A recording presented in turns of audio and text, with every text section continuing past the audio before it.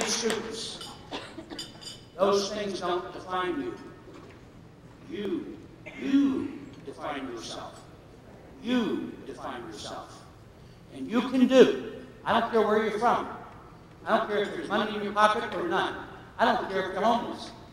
Those things don't determine your future unless you let them and you think they do. And if you think they do, they do.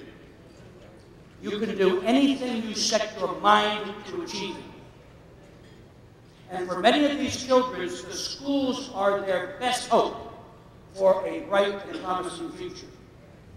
And that is why the disparities in funding and the underfunding that exists in American public education, especially when it comes to urban and rural schools, is so astoundingly stupid and dangerous and unfair and inequitable and discriminatory.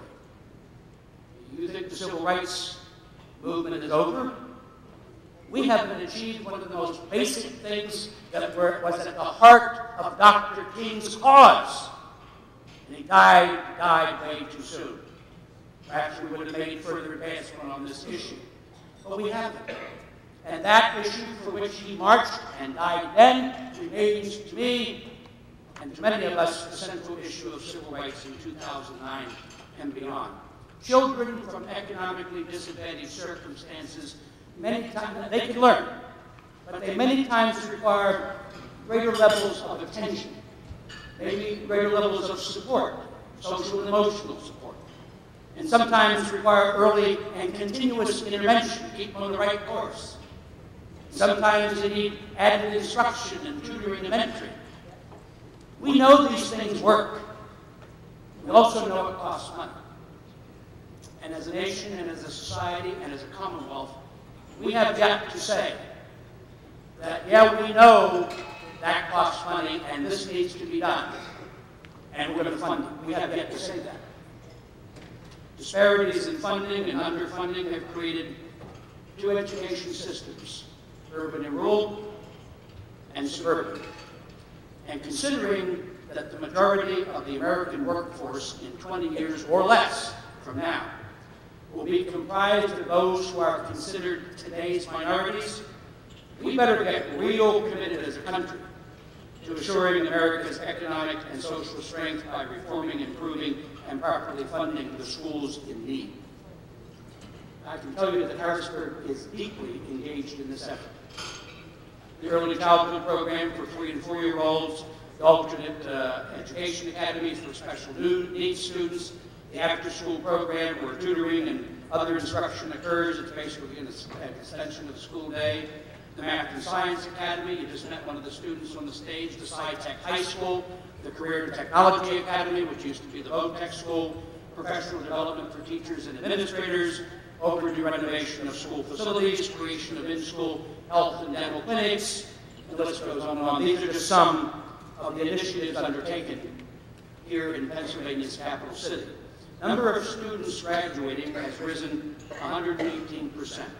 The number of students going on to higher education has increased over 380%. Enrollment is up 39%, the dropout rate is down 58%, and more test scores are up. But I can tell you candidly, this remains a serious work in progress.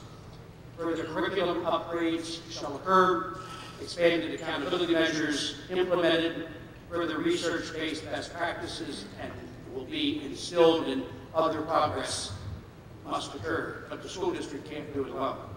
The engagement of parents and community and the corporate community and everybody else. That old adage, it takes a village to raise a child. I know some scoff at that. It really does. I know we have teachers and administrators here tonight. They work really hard under some very trying circumstances many days, but we've made real progress, and these people have helped make it happen.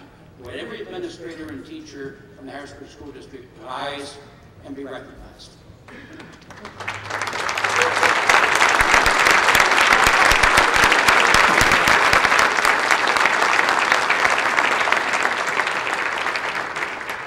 The efforts related to reforming local education combined with the creation of the Harrisburg University of Science and Technology, whose 16-story academic center gets dedicated next Wednesday.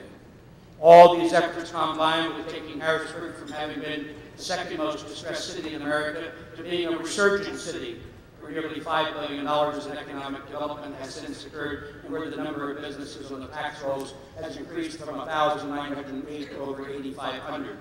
Education is the proven means to overcome poverty and dependency. It is what created the American middle class. It is what assures the inclusion of our own citizens and our own future citizens in the economic development gains of this era and of the future. The history of Black America, ladies and gentlemen, is about the struggle for freedom and equality, the same causes for which the nation itself was founded. It's been a long road here, it's been a long road throughout America. The struggle continues, and a lot more work needs to be done. Black history, to me, is about triumph over evil. It's about the strengths of character and spirit and soul that have overcome profound obstacles. It is about resiliency in the face of unfairness and racism. It is about perseverance against discrimination. It is a history of self-initiated effort and success, and in profound terms, Black history is about the power of hope and faith and action. And all of us should draw strength and inspiration from this history.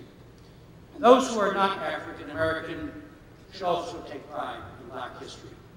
That in the great struggle for freedom and civil rights, it has made our nation truer to its founding ideals, stronger in our social bonds, and that these gains, endowed on this nation by African American endeavor, are what are helping to make our country greater and stronger as we face the 21st century economy. Black history, though, is not commemorated by having some events with some feel-good rhetoric. That stuff drives me crazy. It is about giving meaning and substance when we work to make America and our communities inclusive, when we place high expectations on inner-city youth and provide them the education to achieve those expectations. It's when we include rather than exclude Black Americans, all Americans, in the mainstream of daily business affairs and hiring, when we recognize that America was built not by one race, but by all, and that each has earned the respect of history for high endeavor and remarkable achievement. That's how you honor Black history. That is what this night is about.